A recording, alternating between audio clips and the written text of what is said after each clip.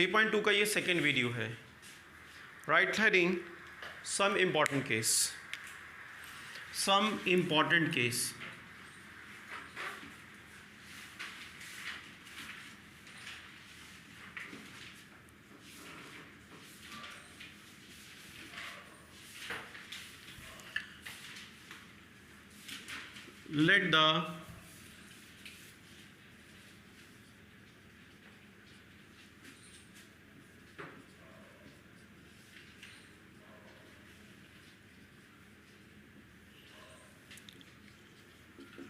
Let the system of equation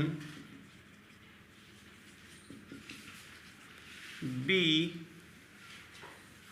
a1x b1y c1 equal to 0, a2x b2y c2 equals to 0. Case first,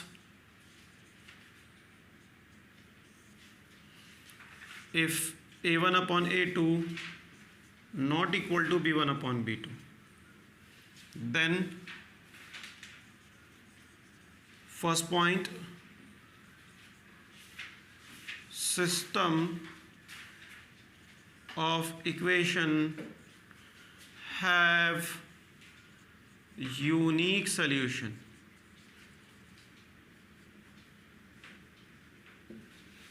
Next point, the graph of a system will be intersecting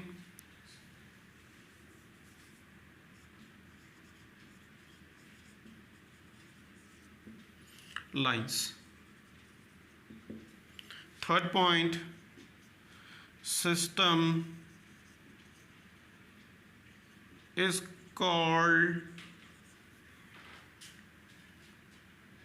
independent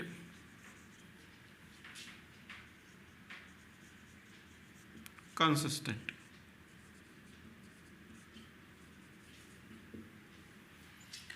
clear? तो actually ये topic है क्या? अभी तक हम graph पे काम कर रहे हैं. दैट इज़ कि हम ग्राफ ड्रॉ करके बताते हैं कि हमारी लाइन कैसी होगी, पैरेलल होगी, ओवरलैपिंग होगी, या फिर हमारे पास इंटरसेक्टिंग होगी. अब अगर ये कहा जाए कि विदाउट प्लॉटिंग अ ग्राफ, यानी कि ग्राफ को बगैर प्लॉट किए बताए हमारे पास सिस्टम कैसा होगा, तो हम क्या करेंगे, ये कोफिशिएंट का रेशो मैच करेंगे. अगर ये कंडीशन हमारे पास होती है, यानी a1 upon a2 not equal to b1 upon b2, तो इस कंडीशन में हमारे पास यानी कि वो जो ग्राफ यानी सिस्टम होगा, वो सिस्टम इंटरसेक्टिंग लाइन होगा. इंटरसेक्टिंग लाइन के केस में हमारे पास जो सोल्यूशन रहता है वो यूनिक सोल्यूशन होगा, और इस सिस्टम को हम इंडिपेंडेंट कंसिस्टेंट कहते हैं. ठीक. Case second,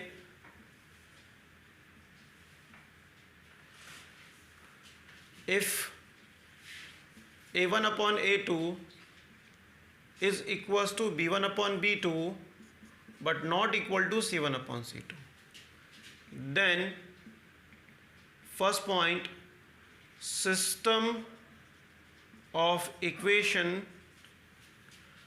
have no solution. Second point, the graph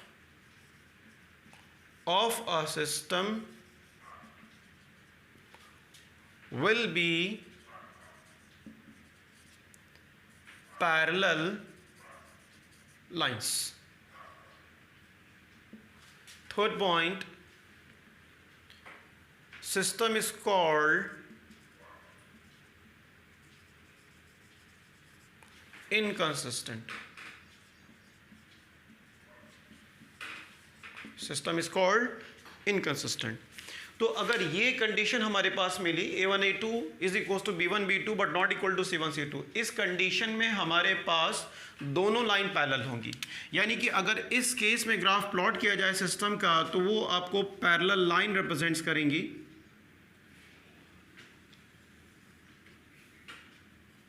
और इस केस में अगर ग्राफ प्लॉट किया गया इस केस में, तो लाइन इंटरसेक्टिंग होंगी। ये अगर मेरे पास लाइन 1 है तो लाइन 2 इसको इंटरसेक्ट करके कहीं से क्रॉस करेगी। This is line 1 and this is line 2। Let suppose that, मान लिया, ऐसा कोई जरूरी नहीं कि लाइन 1 यही है, इसको लाइन 1 लिया और इसको लाइन 2 लिया, ठीक। तो इन सिचुएशंस में, यानी इन कोफिशिएंट के रेशो से आप पता कर सकते हैं विदाउट प्लॉटिंग अ ग्राफ। इसमें हमें ग्राफ की कोई रिक्वायरमेंट नहीं है।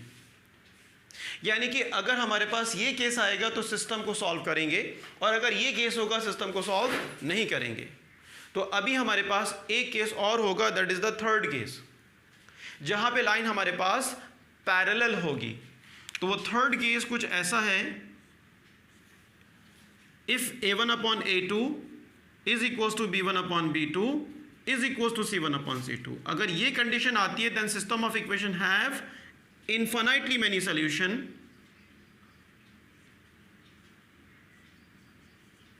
infinitely many solution।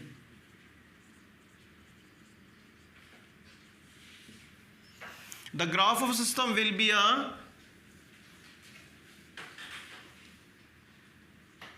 overlapping or coincident line, CONSCIDNT,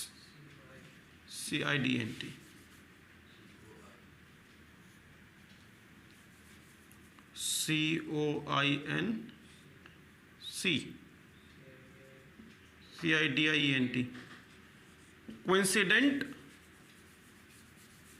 lines। और system is called dependent consistent. यानी कि अगर हमारे पास ये केस, थर्ड केस, ये कंडीशन आती है a1 a2 equal to b1 b2 equal to c1 c2, तो इस केस में हमारे पास सिस्टम के पास इनफाइनाइट मैनी सोल्यूशन होंगे। सिस्टम को अगर प्लॉट किया जाए तो वो ओवरलैपिंग लाइन और द कोइंसिडेंट लाइन होंगी, और इस सिस्टम को हम लोग डिपेंडेंट कंसिस्टेंट नाम से जानते हैं, ठीक। तो यानी कि अगर इसका ग्राफ प्लॉट किया गया तो ये एक लाइन दूसरी लाइन के ऊपर ओवरलैप करेगी। एक लाइन हमारे पास सेकंड लाइन के ऊपर ओवरलैप करेगी। इसका ग्राफ मैं यहां बना देता हूं। तो एक लाइन दूसरी लाइन के ऊपर ओवरलैप करेगी, दैट इज द, एक अगर लाइन ये है तो दूसरी लाइन ये होगी।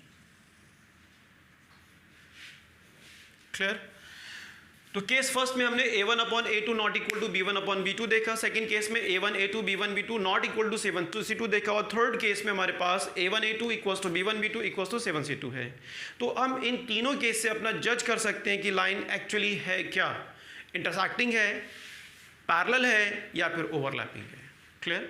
इन केसेस को हमें सब्स्टिट्यूशन, एलिमिनेशन और क्रॉस के लिए भी यूज करना है, क्योंकि सिस्टम को सॉल्व कब करते हैं? सिस्टम को सॉल्व उस वक्त करते हैं जब हमारे पास यूनिक सोल्यूशन हो। अच्छा, यूनिक सोल्यूशन कब होगा? यूनिक सोल्यूशन तब होगा जब a1 a2 not equal to b1 b2 होगा। तो इस कंडीशन में हम सिस्टम को सॉल्व करेंगे, अदरवाइज सारी कंडीशन में हम सिस्टम को छोड़ देंगे। Clear. That is can not be solve by graphically as well as mathematically. तो ये जो अभी आपने बोर्ड पे देखा, क्लियर, ये तीन केस में, ये केस थर्ड और केस सेकंड, दोनों केसेस को आपको लीव आउट छोड़ देना है, यानी सिर्फ ग्राफ बना के, बाकी आप फर्स्ट केस को सॉल्व करते हैं ग्राफिकल मेथड में भी और मैथमेटिकल मेथड में भी। ठीक, आइए इस पे बेस क्वेश्चन देखते हैं।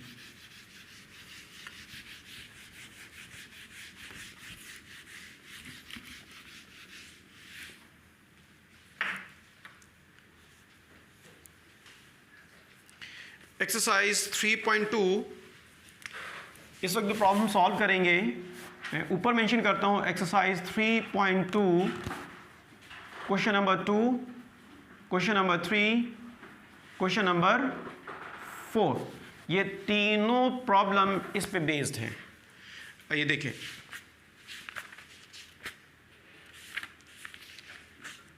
क्वेश्चन नंबर 2 में हमें कहा गया on comparing the ratio a1 upon a2, b1 upon b2 and c1 upon c2 find the lines are intersecting, parallel और द कोइंसिडेंट। तो first of all question number 2, exercise 3.2, first part में 5x minus 4y plus 8 equal to 0, 7x plus 6y minus 9 equal to 0। तो ये मेरे पास system है। अब मुझे पूछा गया है कि ये लाइन एक्चुअली क्या रिप्रेजेंट करेंगी, यानी कि इंटरसेक्टिंग होंगी एक पॉइंट पे, पैरेलल होंगी या फिर कोइंसिडेंट होंगी। तो आइए देखें, इसके दो मेथड हैं। इसके दो मेथड हैं, या तो आप ग्राफ प्लॉट कर लीजिए। अगर हमें ग्राफ प्लॉट करना ही होता तो केसेस पढ़ने का बेनिफिट क्या है? कोई बेनिफिट नहीं। तो बिना ग्राफ को प्लॉट किए हुए हम ये जज कर सकते हैं कि हमारी लाइन एक्चुअली यानी सिस्टम कैसा आने वाला है। तो डायरेक्टली जाइए a1 अपॉन a2। देखिए a1 होता है पहली इक्वेशन में x का कोफिशिएंट कितना मिला 5, दूसरी वाली इक्वेशन में x का coefficient 7। Now b1 upon b2, आपको तीन रेशियोज चेक करने हैं, a1 a2 b1 b2 c1 c2। Now b1 is the -4 जानते ना क्यों? क्योंकि सिस्टम को जब आपने पढ़ा था तो वहां पे क्या था? Plus sign. तो आप पहले सिस्टम को कन्वर्ट करेंगे, for example 5x plus minus 4y। तो -4 ऑलरेडी अब उसका अपना पर्सनल साइन होगा, क्योंकि सिस्टम का साइन पॉजिटिव है और ये इक्वेशन समझ रहे हैं, ये कोफिशिएंट का साइन है। तो आप इसको ऐसे समझिए कि नेगेटिव साइन जब भी आपको अपीयर होगा वो साइन आपको हमेशा लेना होगा। तो b1 अपॉन b2 में b1 इज द -4 और b2 इज द 6। नाउ अगर ये दोनों केसेस अनइक्वल आ जाए तो no need to find c1 c2, आपको इसको फाइंड करने की जरूरत नहीं, क्योंकि हमें केस यहीं से दिखाई दिया। क्लियरली हम देख सकते हैं a1 upon a2 is not equal to b1 upon b2। ये केस हमारा फर्स्ट है, ये केस फर्स्ट है। तो इस केस में हम कहते हैं सिस्टम यानी कि लाइन रिप्रेजेंट्स इंटरसेक्टिंग और system of equations represents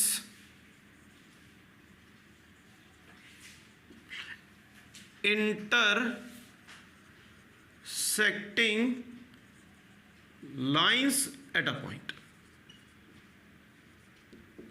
Clear? Now second question में आइए, यानी सेकेंड पार्ट में। इसके सेकेंड पार्ट में हमें सिस्टम दे रखा है 9x plus 3y plus 12 is equal to 0, 18x plus 6y plus 24 is equal to 0। तो वही कंडीशन फिर से है कि बिना ग्राफ को प्लॉट किए हुए यानी बिना ग्राफ को ड्रॉ किए हुए हमें ये बताना है कि सिस्टम रिप्रेजेंट क्या कर रहा है, पैरेलल लाइन है, ओवरलैपिंग लाइन है या फिर कोइंसिडेंट लाइन है। तो आइए चेक करें, a1 अपॉन a2, a1 कितना आपके पास 9, a2 कितना आपके पास 18, b1 अपॉन b2, इसको सॉल्व कर सकते हैं, ये मुझे 1/2 मिलेगा। उसके बाद 3/6, ये 1/2 कैंसिल आउट होने के बाद अब यहाँ देखें तो a1 a2 b1 b2 दोनों इक्वल हैं। तो हमें third part that is c1 c2 का रेशियो चेक करना होगा। c1 अपॉन c2 कितना मिला 24/12/24, दैट इज द 1/2। देखें a1 a2 half, b1 b2 half, c1 c2 half. तो क्लियरली हम कह सकते हैं a1 upon a2 is equal to b1 upon b2 is equal to c1 upon c2। ये case third है। आपको केस का नंबर याद नहीं रखना, case first, case second, case third, आपको केस आइडेंटिफाई करना है। तो a1 a2 equal to b1 b2 equal to c1 c2। तो इस केस में हमारे पास जो लाइन होंगी वो ओवरलैपिंग और द कोइंसिडेंट लाइन होंगी, कोइंसिडेंट लाइंस होंगी। क्लियर? स्टेटमेंट वही दीजिएगा, system of equation represent the coincident line, मैंने शॉर्ट में लिखा हुआ है। दो पार्ट हो गए, आइए थर्ड पार्ट को सॉल्व करते हैं।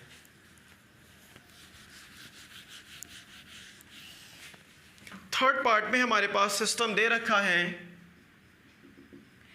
6x minus 3y plus 10 is equal to 0, 2x minus y plus 9 is equal to 0।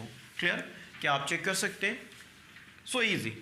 First of all find a1 upon a2 is equal to 6/2, कितना मिला 3, ये कैंसिल आउट हो जाएगा।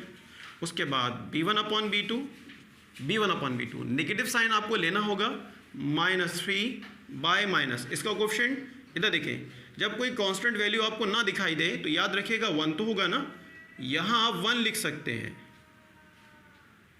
क्लियर? यहां 1 लिख सकते हैं। तो ये कितना मिला, minus minus cancel out, we get 3। तो A1 A2 is equal to B1 B2। Clear?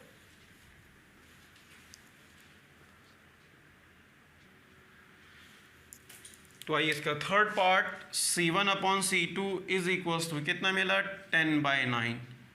तो अब देख सकते हैं अपनी आंखों से A1 A2 3, B1 B2 3, C1 C2। तो हमें क्या दिखाई दिया, A1 upon A2 is equal to B1 upon B2 not equal to C1 upon C2। ठीक है, क्लियर? ये केस सेकंड है। तो इस केस में हमारे पास जो लाइन होंगी वो पैरेलल होंगी। तो आप स्टेटमेंट दे दीजिएगा, the system of equation represent the parallel line. तो क्या हमने ग्राफ को ड्रॉ किया? नहीं। तो बिना ग्राफ ड्रॉ करके हमें तीनों सिस्टम को चेक किया एक्चुअली लाइन कैसी है। ठीक, तो ये रेशोज याद रखिएगा, ये रेशोज आपको हेल्प करेंगे to identify the system of equation, यानी कि हमारा सिस्टम एक्चुअली है कैसा। तो आए, तो क्वेश्चन नंबर 2 कंप्लीट हो गया। Now move to question number 3।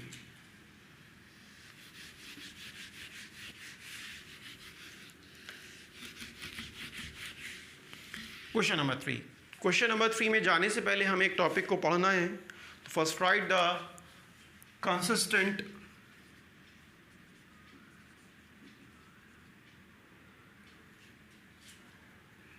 consistent pair of equations.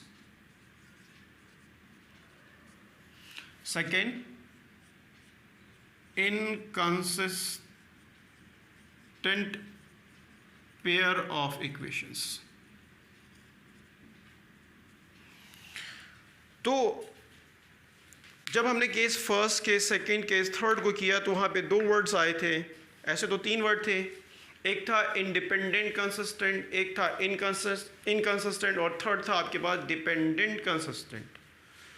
तो कंसिस्टेंट वर्ड कॉमन था 2 जगह पे। ठीक, 2 जगह पे कॉमन था।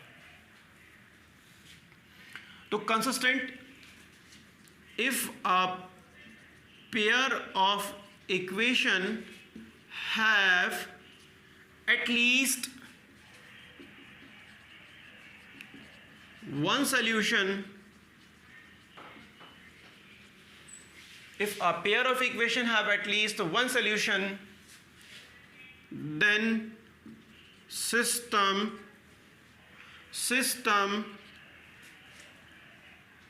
is known as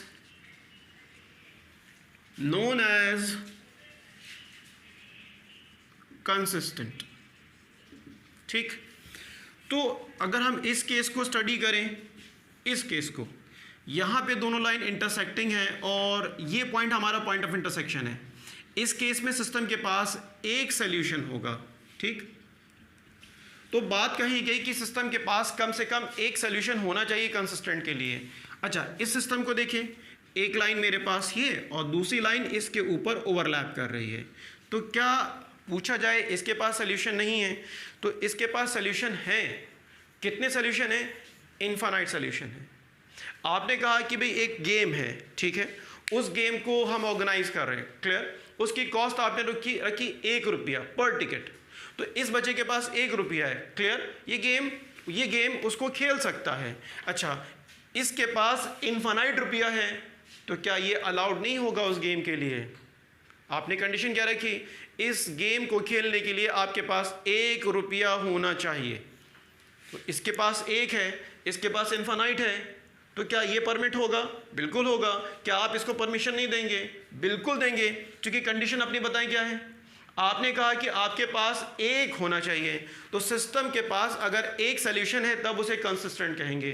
तो कंसिस्टेंट सिस्टम में ये भी रहेगा और कंसिस्टेंट सिस्टम में ये भी रहेगा, क्योंकि कंसिस्टेंट के लिए एक सॉल्यूशन होना कंपलसरी है। तो एक सॉल्यूशन दोनों के पास है, इसके पास इनफाइनाइट है और इनफाइनाइट में 1 तो आता ही है, इनफाइनाइट में 1 आता है। तो हम ये कह सकते हैं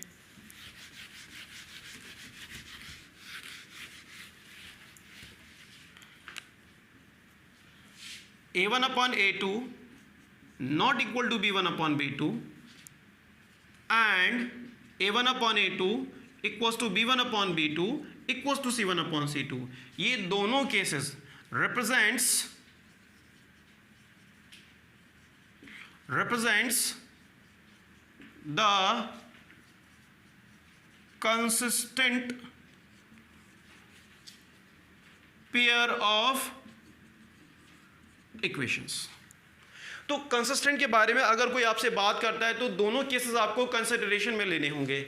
इस केस को भी हम कंसिस्टेंट के केस में लेके जाएंगे और इस केस को भी कंसिस्टेंट के केस में लेके जाएंगे, बिकॉज कंसिस्टेंट सिस्टम आर दो system which have at least one solution. तो एक सोल्यूशन दोनों के पास है।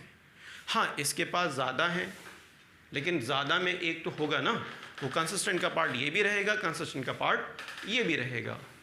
क्लियर? उसके बाद नेक्स्ट आपके पास आता है इनकंसिस्टेंट। इनकंसिस्टेंट, तो इनकंसिस्टेंट को जो चेंज करेंगे, if a pair of equation have no solution, if a pair of equation have no solution, then system is known as inconsistent.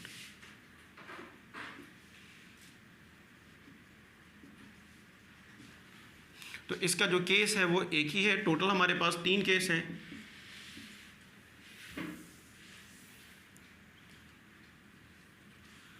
ये जो केस है हमारे पास इनकंसिस्टेंट है। इस केस में सिस्टम के पास कोई भी सॉल्यूशन नहीं होगा।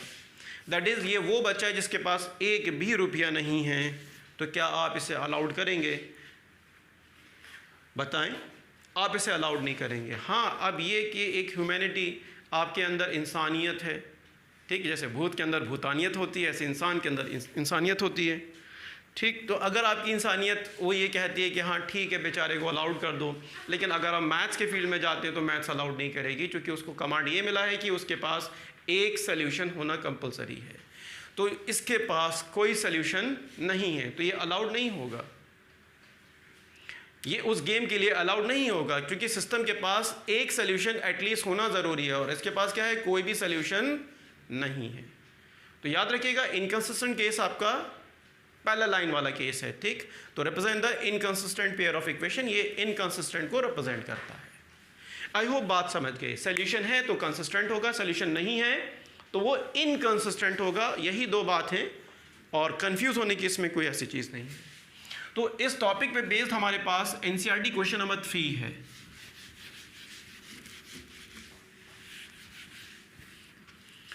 तो आइए क्वेश्चन नंबर 3 को सॉल्व करते हैं। क्वेश्चन नंबर 3 में, एनसीईआरटी क्वेश्चन नंबर 3 में वही आपको रेशो को कंपेयर करना है और फिर ये बताना है कि which pair have consistent and inconsistent solution. तो कंसिस्टेंट के लिए आप 2 केसेस में जाएंगे और इनकंसिस्टेंट के लिए सिर्फ आप एक केस में जाएंगे। दैट इज, तो देखें, तो फर्स्ट केस में हमारे पास सिस्टम है 3x + 2y = 5 और 2x - 3y = 7। तो A1 upon A2 3/2, B1 upon B2 2 upon, ये माइनस साइन आपको लेना होगा, ठीक। अब एक बात हमेशा याद रखिएगा, जैसे कि आप स्कूल के बाद, ड्यूटी के बाद सब लोग कहाँ जाते हैं, अपने घर जाते हैं। तो काम ख़त्म होने के बाद सबको फाइनल डेस्टिनेशन अपने घर पहुँचना होता है और उसका मज़ा ही अलग है कि जब छुट्टी होती है और घर जाने का टाइम होता है, ठीक। जब आप स्कूल पहुंचते हैं, या छोटे बच्चों को देखिएगा, क्लास नर्सरी या केजी वाले बच्चों को, जब वो स्कूल पहुंचते हैं तो सोते हुए होते हैं, लेकिन जब वहाँ से लौटते हैं तो दौड़ते हुए चीखते निकलते हैं। दैट इज़, उनको घर जाने की खुशी है, स्कूल जाने के लिए वो खुश नहीं है। आप दोनों को कंपेयर कीजिए, स्कूल के टाइमिंग में देखिए और आप छुट्टी के टाइम में देखिए, दोनों में देखिए कब ज़्यादा एक्साइटेड है, तो उसका मज़ा ही अलग है। तो ये जो नेगेटिव साइन है ना, इसका घर याद रखिएगा हमेशा न्यूमरेटर होता है, ठीक। वो डिनोमिनेटर में है तो उसको ट्रांसफ़र कर दीजिए, उसको अपने घर ही जाएगा, यहाँ नहीं रुकेगा। तो अगर हम यहाँ से कंपेयर करें, A1 अपॉन A2 कितना 3/2, B1 अपॉन B2 कितना -2/3, तो क्या दिखाई दिया हमें? क्लियरली दिखाई दिया A1 upon A2 not equal to B1 upon B2। बस आपको आँखों से देखना है, इसमें मैथमेटिक्स कम है और विजुअलाइजेशन ज़्यादा है। क्या आप अपनी आंखों से देख के पता कीजिए, A1 upon A2 not equal to, clearly अपनी आंख खोल के देखिए, दिख रहा है। तो इस केस को हम बोलते हैं pair of equation represents the consistent pair of equation. तो ये हमें क्या रिप्रेजेंट कर रहा है? Consistent pair of equation. ठीक, उसके बाद सेकेंड पार्ट को देखें। सेकेंड पार्ट में हमारे पास है 2x minus 3y is equals to 8 और 4x minus 6y is equals to 9। Now check कीजिए इसको। a1 upon a2 2/4 means 1/2। b1 upon b2 is equals to minus 3 by minus 6 is equals to minus minus cancel out हुआ, 3 और 6 cancel out हुआ, कितना आ गया 1/2। दोनों मुझे इक्वल हो गए तो इसलिए थर्ड पार्ट निकालना पड़ेगा। c1 c2 कितना 8/9। देखें इसको अपनी आंखों से देख के बताएं क्या दिखाई दिया। ठीक, आपको दिखाई दिया होगा a1 a2 दोनों इक्वल हैं, यानी कि a1 a2 is equals to b1 b2, but not equal to, हमें इक्वल नहीं दिखाई दिया किसके 8/9 के। क्लियर? ये केस हमें रिप्रेजेंट करता है inconsistent, that is the parallel line, that is the parallel line. तो हम कह सकते हैं कि system of equation represents inconsistent pair of equations. ठीक, अब थर्ड पार्ट इसका। Now see the third part. What is the third part? 5/3 x plus 3/2 sorry 3/2 x 5/3y is equals to 7. Next is the 9x minus 10y is equals to 40. तो ये third part है। देखें, मेरे अपने opinion में अगर आप मुझसे बात करें तो मेरे अकॉर्डिंग जब आप पहली प्रॉब्लम को देखते हैं तो अंडरस्टैंडिंग होती है आपकी कि इसमें करना क्या है। जब सेकंड प्रॉब्लम आप देखते हैं तो आप समझ जाते हैं कि एक्चुअली प्रॉब्लम का थीम क्या है, हमें क्या करवाया जा रहा है, और थर्ड प्रॉब्लम को इटसेल्फ कर लेना चाहिए। पहली प्रॉब्लम में अंडरस्टैंडिंग होती है, हम देखते हैं कि हमें करना क्या है। सेकंड प्रॉब्लम में हम परफेक्ट हो जाते हैं, दैट इज़ हमने पहले समझा फिर उसको दोबारा देखा, तो थर्ड टाइम में वो प्रॉब्लम सॉल्व हो जानी है। आई होप ये आप समझ के करना क्या है। तीनों रेशियो चेक करेंगे। आइए देखते हैं क्या है हमारे पास। a1 अपॉन a2, a1 कितना 3/2, a2 कितना 9। ये आपने छोटी क्लास में पढ़ा होगा कि नीचे 1 दे सकते हैं, हाँ दे सकते हैं, ठीक, कोई प्रॉब्लम नहीं, लेकिन 1 हमेशा यहाँ नहीं दिया जाता। मैं बताऊंगा कि 1 कहाँ दिया जाता है। उसके बाद इसको सॉल्व कीजिए। दो फ्रैक्शन जब सॉल्व किए जाते हैं तो ऊपर वाले को सेम रखा जाता है और नीचे वाले को रेसिप्रोकल कर देते हैं, दूसरे वाले को रेसिप्रोकल करते हैं। ये मल्टीप्लाई कीजिए, कितना आ गया 3, ये आपको कितना मिला 1/6। ठीक ना, अब आइए b1 b2 को कैलकुलेट कीजिए। b1 कितना आपके पास 5/3, b2 कितना आपके पास -10, नीचे आप 1 दे दीजिए।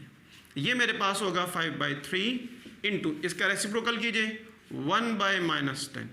ठीक, ये कैंसिल आउट हो जाएगा। Are you sure? ये हमें मिलेगा 1/। अभी मैंने आपसे कहा कि नेगेटिव साइन का जो घर है वो न्यूमरेटर है, तो वो कहाँ जाएगा? अपने घर पे जाएगा। कितना हो गया 6। कंपेयर कीजिए। अगर हम कंपेयर करते हैं तो हमें अपनी आंखों से क्लियरली दिखाई दे रहा है। क्या दिख रहा है? ये 1/6 है, ये -1/6 है। तो हमें क्या मिला? हम कह सकते हैं कि a1 upon a2 not equal to b1 upon b2। ठीक, a1 upon a2 not equal to b1 upon b2। तो क्या सिस्टम रिप्रेजेंट करेगा? System represents a coincident pair. ठीक, system represents a coincident pair. तो हम कह सकते हैं दिस इंप्लाइज दैट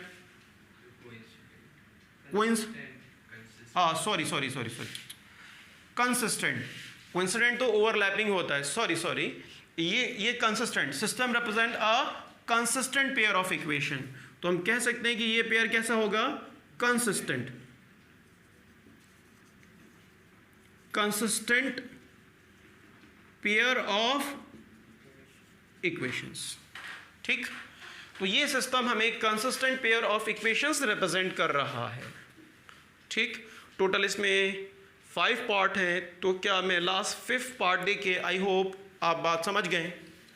ठीक, तो मैं एक पार्ट और कर देता हूँ आपके लिए, और एक पार्ट होमवर्क में रहेगा, और अगर आपसे नहीं हो तो आप मुझसे बात कर सकते हैं। बात करने के लिए आपके पास एक वही मीन है कि आप कमेंट सेक्शन में दीजिए कि वो प्रॉब्लम नहीं हुई, तो फिर उसका एक सेपरेट वीडियो बन जाएगा। तो 5th पार्ट में आइए। 5th पार्ट में हमारे पास है, सॉरी हाँ 5th पार्ट, ये है 4/3x plus 2y is equal to 8, 2x plus 3y is equal to 12। तो आइए चेक करें, A1 A2 4/3/2, नीचे 1 दे दीजिए, 4/3 इंटू रेसिप्रोकल 1/2, कितना मिला 2/3। आइए B/B2 चेक करते हैं। B1 कितना आपके पास 2/3। क्लियर, ये फ्रैक्शन में नहीं है, दोनों एज इट इज हो जाएंगे। क्या ये दोनों सेम है? हाँ दोनों सेम है। उसके बाद C1/C2, 7/C2 में 8/12, 8/12 कितना मिला हमें? ये हमें मिला 4 2 8, 4 3 12।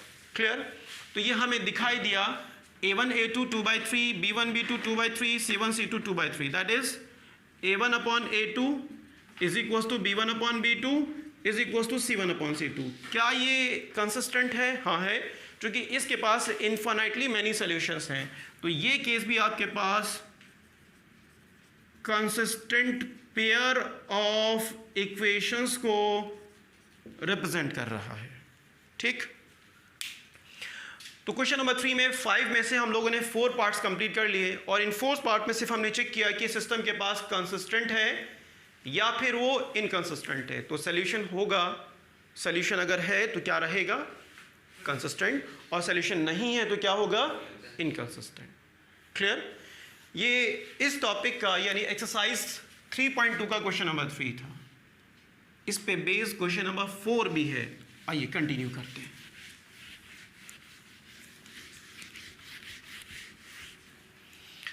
क्वेश्चन नंबर 4, तो what is the question number 4? देखिए क्वेश्चन नंबर 4 है क्या? वो कहते हैं हमें पहले कि आप चेक करो कि सिस्टम के पास कंसिस्टेंट है या इनकंसिस्टेंट है। यानी पहले हमें चेक करना होगा, चेकआउट कीजिए कि A1 A2 B1 B2 का रेशियो एक्चुअली है क्या, कि वो कंसिस्टेंट रिप्रेजेंट कर रहा है या इनकंसिस्टेंट रिप्रेजेंट कर रहा है। फिर आगे कहते हैं कि अगर वो कंसिस्टेंट शो करता है, if consistent obtain solution graphically, फिर उसका सोल्यूशन ग्राफिकली ऑब्टेन कीजिए। ठीक, तो अब इसमें हमारे पास 2 काम हैं। अगर हम स्टार्टिंग ग्राफ का फर्स्ट लेक्चर में जाएं तो वहाँ पे भी हमने ग्राफिकली सोल्यूशन ऑब्टेन किया है, लेकिन ऐसा हमें नहीं कहा गया था कि कंसिस्टेंट है या इनकंसिस्टेंट है। अब हमें इसमें 2 काम दिए गए, यानी ग्राफ को प्लॉट करने से पहले कंफर्मेशन देखिए कि हमारा ग्राफ एक्चुअली है कैसा, क्योंकि A1 A2 B1 B2 क्या देता है? बिना ग्राफ को प्लॉट किए हुए हमारा कंफर्मेशन देता है। फिर कंफर्मेशन होने के बाद आपको मिलेगा कि हाँ सिस्टम के पास सॉल्यूशन है, फिर उसे ग्राफिकली प्लॉट कीजिए, और जब आप ग्राफिकली प्लॉट कर देंगे, जब उसे आप ग्राफिकली प्लॉट कर लेंगे, फिर उसका सॉल्यूशन ऑब्टेन करना है। एक चीज़ और, हमें ग्राफ सिर्फ कंसिस्टेंट केस का करना है, इनकंसिस्टेंट केस का ग्राफ नहीं करना। जानते हैं इनकंसिस्टेंट ग्राफ तब होगा जब लाइन पैरेलल चली जाएंगी। तो स्टार्टिंग वीडियोस में हमने ये देखा था, पैरेलल लाइन के पास कोई सॉल्यूशन नहीं होता, उसे छोड़ देते हैं, काम नहीं करते। ठीक, लेकिन यहाँ पे एक प्रॉब्लम है, सर इसे क्या करेंगे बताएं सर? अगर लाइन ओवरलैपिंग है, यहाँ पे इसको भी तो छोड़ा गया था, तो यहाँ पे भी ग्राफ बना के इसको छोड़ देंगे, आगे सॉल्व नहीं करेंगे, एक रिमार्क दे देंगे, system of equation have infinitely many solution. इसको भी छोड़ना ही है, बट इसका ग्राफ बनेगा। क्यों? क्योंकि ये कंसिस्टेंट के केस में आता है। आपसे कहा गया ग्राफिक प्लॉट करना है कंसिस्टेंट केस को, और पे सॉल्यूशन, तो सर ये तो कंसिस्टेंट है। हाँ बिल्कुल कंसिस्टेंट है। फिर इसमें सॉल्यूशन ऑब्टेन नहीं करेंगे, क्योंकि यहाँ पे कोई पर्टिकुलर फिक्स आंसर नहीं है, इनफाइनाइट आंसर आपके पास है, तो इसको भी छोड़ देना है, लेकिन इसका ग्राफ बनेगा। फिर इस केस को आपको प्लॉट करना है, फिर पॉइंट ऑफ इंटरसेक्शन से परपेंडिकुलर ड्रॉ करने हैं। क्लियर? तो आपको एक्सरसाइज 3.1 में शायद आपने वो वीडियो देखा हो, वीडियो नंबर 7 है, उस वीडियो में सिर्फ मैंने आपको एल्जेब्रिकली इक्वेशन रिप्रेजेंट करके छोड़ दी हैं, ग्राफ्स नहीं बनाए हैं, क्योंकि यहाँ हमें सॉल्यूशन चाहिए। तो मैंने आपसे उस वक्त ये कहा था कि बोर्ड पे ग्राफ प्लॉट करना, फिर सॉल्यूशन ऑब्टेन करना, वहाँ एक्यूरेसी नहीं रहेगी, यानी कि अगर मैं यहाँ सॉल्व भी करता हूँ तो वेस्टेज ऑफ टाइम है।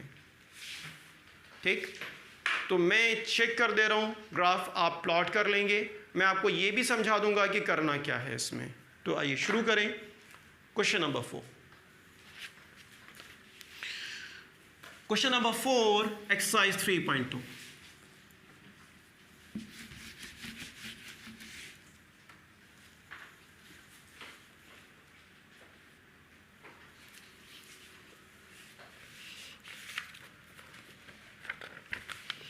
क्वेश्चन नंबर 4 में 4 पार्ट है। ये आइए फर्स्ट पार्ट की बात करते हैं। x plus y is equals to 5, 2x plus 2y is equals to 10। ठीक है, तो a1 upon a2 1/2,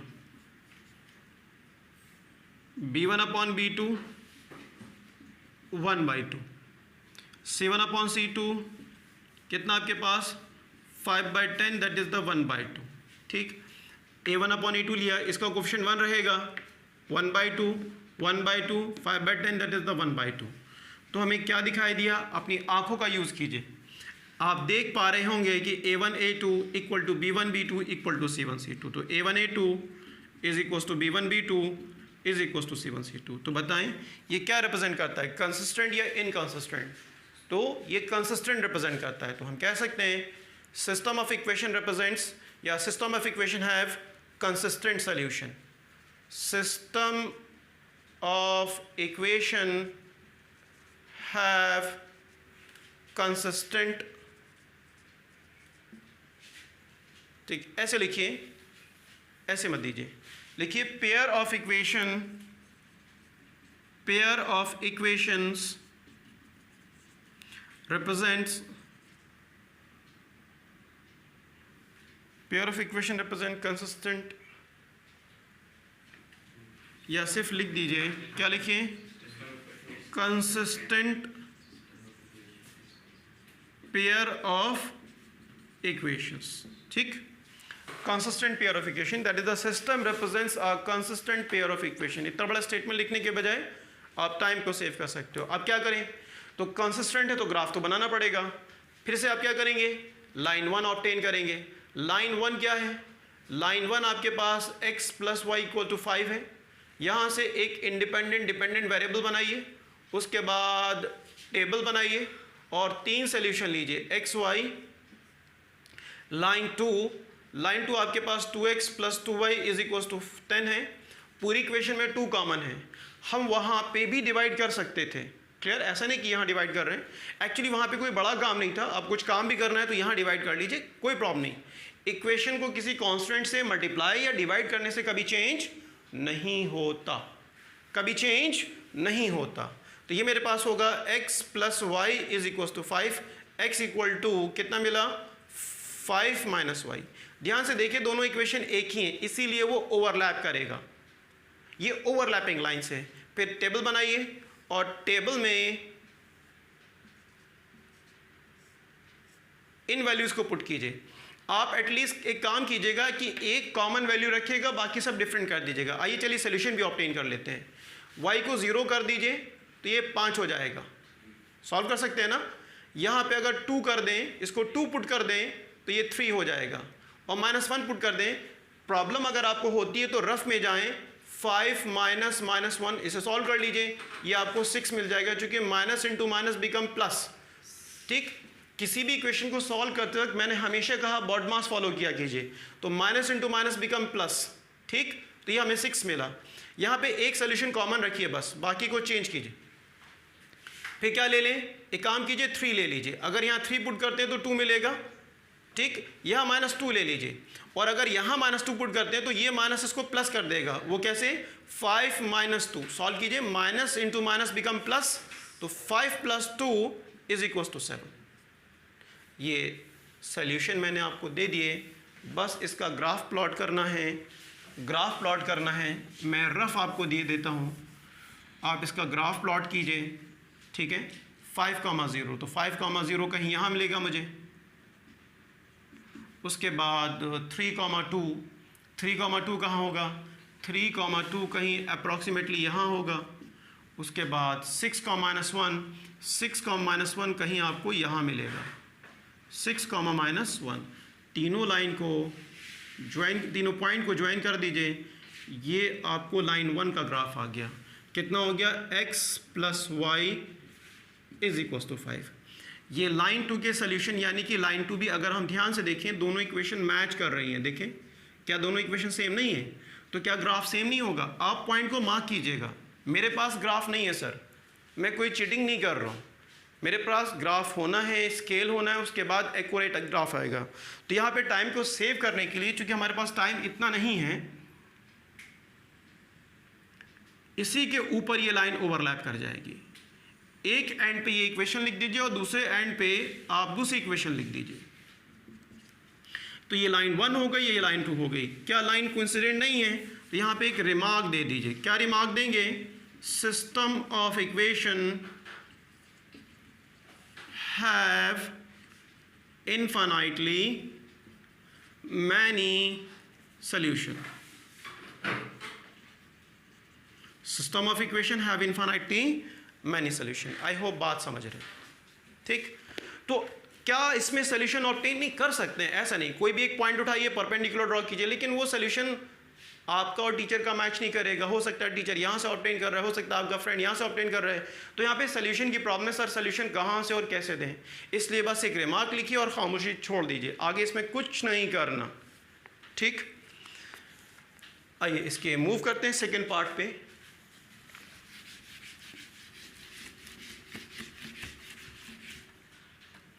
second part में हमारे पास सिस्टम के पास है, क्या है, x - y = 8, 3x - 3y = 16। आइए चेक करते हैं। a1/a2 = 1/3, b1/b2 = माइनस लेना होगा -1, चूंकि कोफिशिएंट 1 है, बाय -3, माइनस कैंसिल आउट हुआ, कितना आ गया, 1/3। Now calculate the c1 c2। c1 कितना हमारे पास, C1 आपके पास 8 है और C2 कितना, 16। ये कितना मिलेगा, 8 × 2 = 16, ठीक। आंखों का यूज़ कीजिए, अपनी आंखों से देख के बताइए, ये 1/3, ये 1/3 और ये 1/2 क्या दिखाई दिया, a1 a2 = b1 b2 but not equal to c1 c2, but not equal to c1 c2, ठीक। तो हम लिख सकते हैं, क्या लिख सकते हैं, ये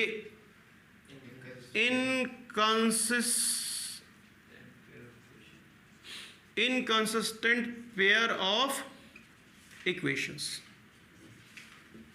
You know that, अब आप समझ गए कि inconsistent के पास solution नहीं होता। inconsistent के पास solution नहीं होता तो इसके पास कोई solution नहीं है।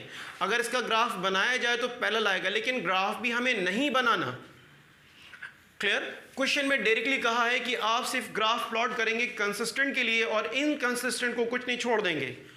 डायरेक्टली मूव करेंगे थर्ड पार्ट की तरफ, डायरेक्टली मूव करेंगे थर्ड पार्ट की तरफ। इसमें ग्राफ भी प्लॉट नहीं करना, कंसिस्टेंट के पास कुछ नहीं होता, ठीक।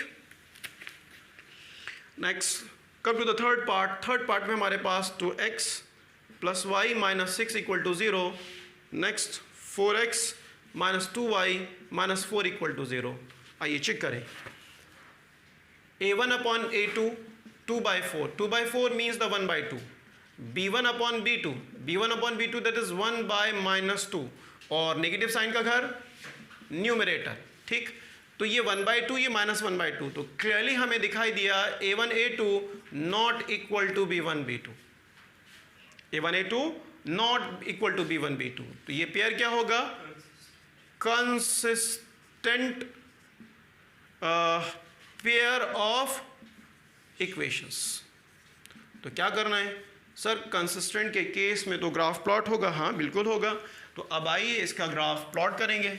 मैं आपको सॉल्यूशन दे देता हूँ, आप प्लॉट कर लीजिएगा। तो लाइन 1 में आइए, लाइन 1 एक्चुअली है क्या हमारे पास, लाइन 1 है 2x plus y minus 6 equal to 0।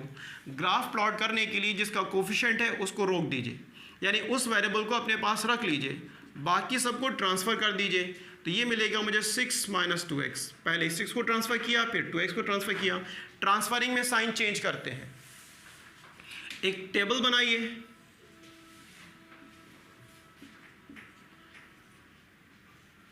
x independent variable अपनी मर्जी से कुछ भी रखिए, x को 0 पुट कर दें, सॉल्व कीजिए। 6 माइनस 2 इंटू 0 कितना मिला? ये तो 0 ख़त्म, ये सिर्फ 6 बचेगा।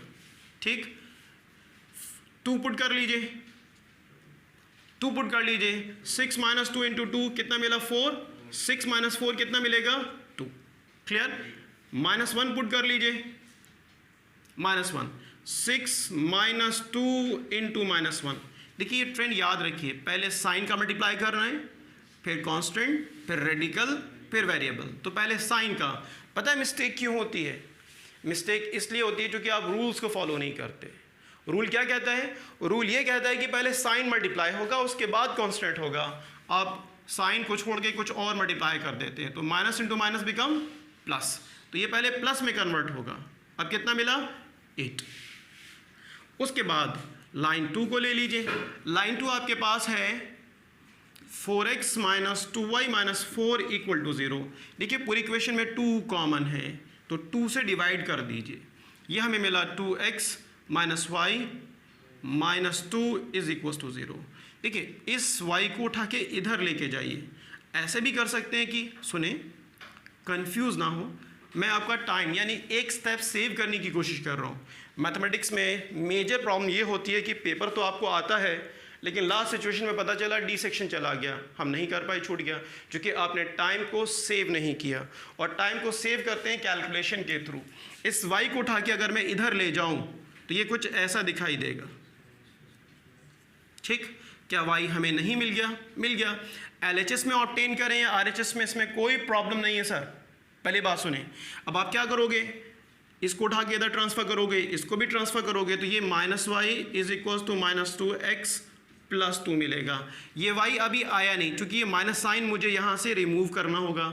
माइनस साइन रिमूव करने के लिए क्या करेंगे? पूरी इक्वेशन को, 2 मेथड है, या तो हम माइनस यहाँ से कॉमन लेंगे, फिर माइनस को कैंसिल आउट कर देंगे। उससे ज़्यादा बेटर ये है, उससे ज़्यादा अच्छा ये है, माइनस से मल्टीप्लाई कर दीजिए थ्रू आउट पूरी इक्वेशन को। आप जानते हैं किसी भी इक्वेशन को मल्टीप्लाई करने से या डिवाइड करने से इक्वेशन में चेंज नहीं होते। तो अगर हम यहाँ से माइनस से मल्टीप्लाई कर दें तो ये इक्वेशन क्लियर हमें y दे देगी। तो इसको माइनस से मल्टीप्लाई कर दीजिए, ये आ जाएगा y is equal to 2x, चूँकि माइनस इंटू माइनस प्लस, और प्लस माइनस माइनस। तो अब इसमें देखिए 2 स्टेप आपके कंज्यूम हो गए। ठीक, ये बात समझ गए। मैं प्रेफर करूंगा इस बात के लिए कि y यहाँ से उठा के इधर ले जाया जाए, तो ये हमें मिलेगा 2x minus 2 is equal to y। अभी जो स्टेपिंग की वो भी ठीक है। टेबल बना लीजिए और यहाँ से 3 सॉल्यूशन। आइए x को 0 पुट कर दीजिए, y कितना मिलेगा? माइनस 2। ठीक, आई श्योर? x को 1 पुट कर दीजिए, ये हमें 0 मिल जाएगा। कोई एक वैल्यू अपनी मर्जी की निकाल लीजिए। क्या करें? 3 रख लीजिए।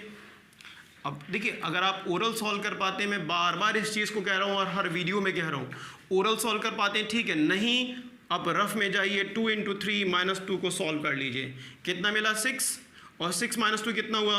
4। ठीक, यहाँ तक मेरा काम ख़त्म हो जाता है। आप ग्राफ पेपर उठाइए, ग्राफ पे ये वैल्यूज़ को प्लॉट कीजिए, क्योंकि मेरा आंसर एक्यूरेट नहीं आएगा और मुझे कॉमन सॉल्यूशन इन दोनों में दिख भी नहीं रहा है। तो मैं यहाँ प्लॉट करूँ, मेरा आंसर कुछ और आएगा, आप फिर कंफ्यूज हो गए कि बोर्ड पे कुछ और था, यहाँ कुछ और है। मैं आपको बस बता ही देता हूँ। इधर देखें, ग्राफ प्लॉट करेंगे, ये दोनों लाइन इंटरसेक्टिंग होंगी। फिर क्या करेंगे? यहाँ से परपेंडिकुलर ड्रॉ करेंगे और x और y की वैल्यू को रीड कर लेंगे। ग्राफ किसी भी रीजन में इंटरसेक्ट कर सकता है, वो एक्चुअली प्लॉट होने के बाद पता चलेगा। ठीक, तो एक केस देखिए ओवरलैपिंग का हो गया, जिसमें हमने ग्राफ को ड्रॉ किया, उसके बाद छोड़ दिया, एक रिमार्क दिया, system of equation have infinitely many solution. Second problem में हमें ग्राफ ओवरलैपिंग मिला, उसमें हमने ग्राफ भी नहीं प्लॉट किया। सर हमने नहीं, क्वेश्चन ने हमें मना किया, सारा का सारा काम हम क्वेश्चन के अकॉर्डिंग करते हैं। क्वेश्चन के अकॉर्डिंग अगर हमें सॉल्व करना है सॉल्व करेंगे, क्वेश्चन के अकॉर्डिंग सॉल्व नहीं करना छोड़ देंगे। उसके बाद थर्ड केस में हमें इंटरसेक्टिंग लाइन मिला तो ग्राफ भी प्लॉट किया और ग्राफिकली उसका सल्यूशन आप लोग ऑब्टेन करेंगे। ठीक, अगर फिर भी कोई प्रॉब्लम है तो आप किसी भी तरह हमें इन्फॉर्म कर दें। तो इन्फॉर्म करने के लिए आपके पास बड़ा अच्छा एक सोर्स है कमेंट सेक्शन।